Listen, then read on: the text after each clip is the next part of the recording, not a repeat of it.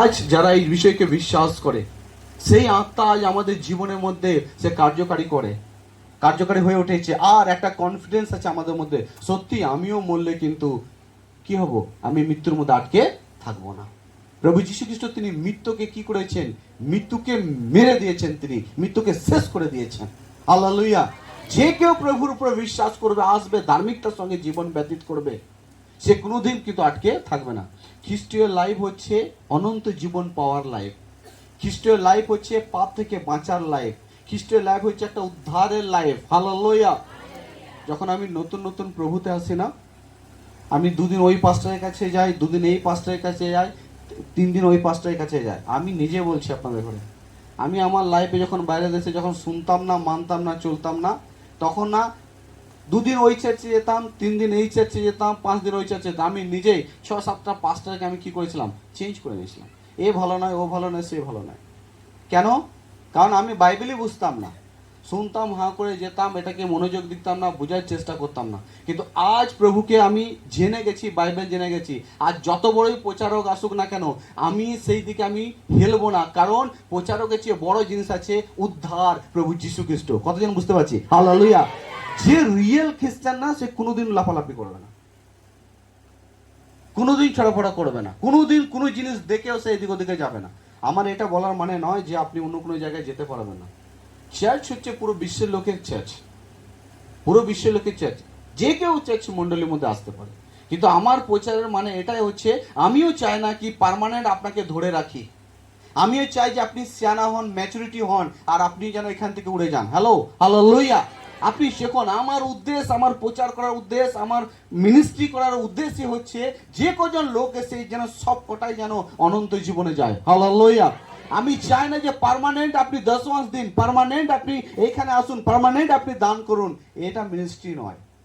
আমার মিনিস্ট্রি হচ্ছে এবং সেবা হচ্ছে, আমি যদি আপনাকে শেখাতে পারি, আমি জানবো, আমি যদি আপনাকে বুঝাতে পারি প্রচারের মাধ্যমে, আমি জানবো হ্যাঁ আমি ঈশ্বরের মিনিস্ট্রিকে করেছি। হালেলুয়া। হালেলুয়া।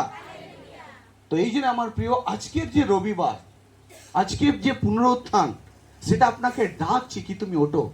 তুমি কেন পেছিয়ে আছো? তুমি কেন বোঝার চেষ্টা করছো না? তুমি কেন মানার চেষ্টা করছো না? তোমাকে তো আমি জীবনের পথ দেখিয়েছি। তুমি তাহলে সেই জীবনের পথ ছেড়ে দিয়ে কেন তুমি মৃত্যুর পথ দেখে যাচ্ছ? তোমাকে তো আমি সমস্ত বিষয় বলেছি, তাহলেও কেন তুমি নির্বুদ্ধির মধ্যে জীবন যাপন করছো? আজকের এই পুনরুত্থান আপনাকে ইশারা করছে, আপনাকে ডাকছে, আপনাকে বুদ্ধিমান হতে বলছে, আপনাকে সতর্ক হতে বলছে, আপনাকে সাবধান হতে বলছে। কারণ তোমার মধ্যে সেই আত্মাই আছে যে আত্মা আমাকে জীবিত করেছে। হালেলুয়া। হালেলুয়া। মনে রাখবেন আমার প্রিয়, একদিন আমরাও প্রভুর সঙ্গে হব। আমেন। একদিন আমরাও প্রভু যীশু খ্রিস্টের সঙ্গে হব। হালেলুয়া। একদিন আমরা সবাই হব। আমরা যে আজ প্রভুতে চলছি না, মানছি, বুঝছি, খ্রিস্টীয় লাভ হচ্ছে বুঝতে হবে। এখানে এটা হচ্ছে বুঝার লাইফ, এটা জীবনের পথ না। বুঝতে হবে, শুনতে হবে, আর প্রভুতে ধৈর্য সহকারে আমাদের ঘরে দাঁড়িয়ে থেকে আমাদের ঘরে চলতে হবে। হালেলুয়া। তাহলে সপ্তাহের প্রথম দিন তারা গিয়ে কি করছে? কবরে গিয়ে খুঁজছে। মহিলারা কবরে গিয়ে খুঁজছে, কয় যিশু? স্বর্গদূত কি বলছেন? যিশু এখানে নেই, উনি জীবিত হয়ে গেছে। আপনাদের তো বলা হয়েছিল না? তাহলেও আপনারা জীবনকে মৃত্যুর মধ্যে কেন খুঁজছেন? আলোর মধ্যে অন্ধকার থাকে না, আর অন্ধকারের মধ্যে আলো থাকে না। হ্যালো। আলোর মধ্যে অন্ধকার থাকে না, আর অন্ধকারের মধ্যে আলো থাকে না। আলো তো আলো। হালেলুয়া। ঈশ্বর তো ঈশ্বর, উনি জীবন। আর সেই আত্মায় আজ আপনার মধ্যে, আমার মধ্যে কি করছে? চলাফেরা করছে। বুঝতে পারছি? তাহলে কত আনন্দের বিষয়, অনেক আনন্দের বিষয়। আমরা নরকে যাচ্ছি না, আমরা মৃত্যুর মধ্যে যাচ্ছি না। কারণ আমাদের ঈশ্বর, উনি কি করেছেন? উনি মৃত্যুকে কি করেছেন? জিতে নিয়েছেন। কি করেছেন? জিতে নিয়েছেন। আর জানেন, আপনার কাছে যে আত্মা, ঈশ্বর যে আত্মা আমাদের করে উনি দিয়েছেন না, সেই আত্মা কি করবে জানেন? সেই মৃত্যুকে হারাতে সাহায্য করে। হালেলুয়া। আপনি আর আমি, আমরা শুধু খালি হয়ে, একলা হয়ে আমরা মৃত্যুকে পরাজিত করতে পারি না। কিন্তু যখন আমরা যিশুর উপর বিশ্বাস করি, যিশুতে চলতে থাকি মজবুত ভাবে, বুদ্ধিমানের সঙ্গে, ধৈর্যের সঙ্গে, আমার প্রিয়, তখন ঈশ্বরের সেই আত্মাটা আপনার আর আমার জীবনে কাজ করে, আর আমাদের করে কি করে? মৃত্যু থেকে জীবন এগিয়ে যেতে সাহায্য করে। হালেলুয়া। হালেলুয়া। তাহলে আমাদের ঘরে আজকে ইস্টার সানডে কি বলছে? আমরা যেন আর নির্বুদ্ধির মতো, দুর্বলতার মতো, বুকার মতো, অলসের মতো যাতে আমরা জীবনযাপন না করি, অলসের মতো যাতে জীবনযাপন না করি। আর প্রভু যখন আজকের দিনে যখন তিনি জীবিত হয়েছিলেন 40 দিন ছিলেন, একদিন নয়, 40 দিন। ভাবুন সেই এলাকায় কি হয়েছে। হ্যাঁ, সবার সঙ্গে গিয়ে তিনি দেখা করেছেন, শিষ্যদের সঙ্গে দেখা করেছেন, আর বাইবেলের সমস্ত বিষয়গুলো তিনি শিষ্যদের ঘরে বলে দিয়ে গেছেন।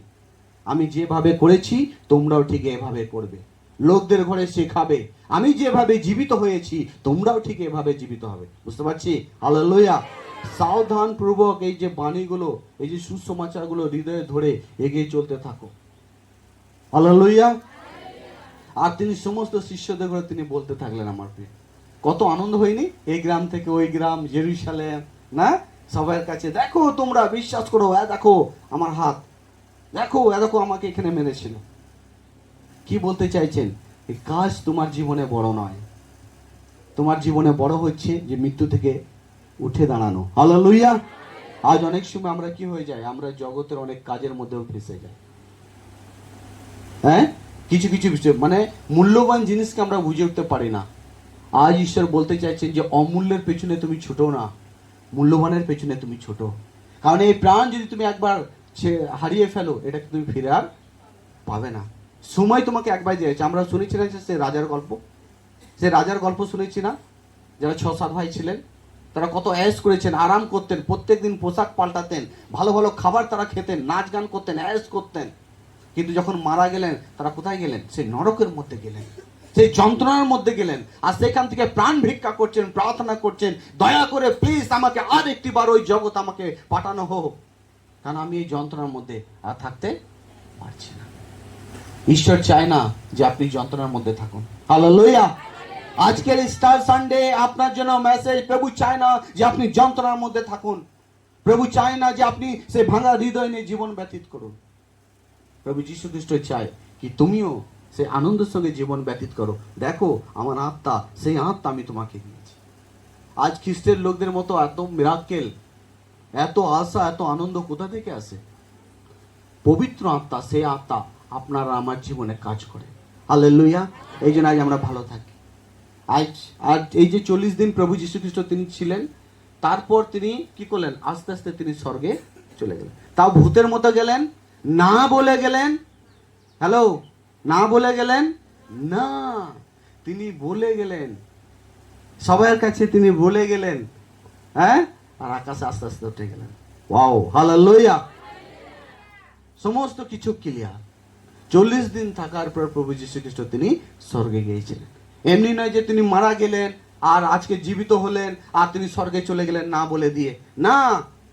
যে বিশ্বাসীরা ছিল, যে শিষ্যরা ছিল, যে গ্রামের লোকরা বিশ্বাস করত, সে সমস্ত জায়গায় তিনি আবার গেছেন, আবার তিনি গেছেন। দেখো আমি তোমায় বলেছিলাম না, হ্যাঁ, বিশ্বাস করো। ঠিক ওইভাবে আজ প্রত্যেক সানডে পাস্টারও চিল্লে চিল্লে, অনেক পাস্টার, অনেক প্রচারক চিল্লে চিল্লে বলছে, আরে বাবা অন্ধকারের দিকে যেও না, আরে বাবা জীবনের পথ তুমি ছেড়ো না, তুমি সেইখানে অলসতার সঙ্গে বসে থেকো না, ঈশ্বরের কাজে আর ধার্মিকতার জন্য তুমি অলস হও না, নির্বুদ্ধি আর বোকা হও না। গালাতীয়তেও বলছে নির্বুদ্ধি আর বোকা তুমি হও না, কারণ তুমি বুদ্ধিমান হও। ঈশ্বরের কি প্রয়োজন ছিল তিনি এই জগতে আসার? কেন তিনি এসেছিলেন এই জগতে? এই জন্যই কি ঈশ্বরের প্রয়োজন ছিল যে আপনাকে আর আমাকে বাঁচাবার জন্য। ওনার একটাই মকসদ ছিল যাতে আমরা বেঁচে যাই।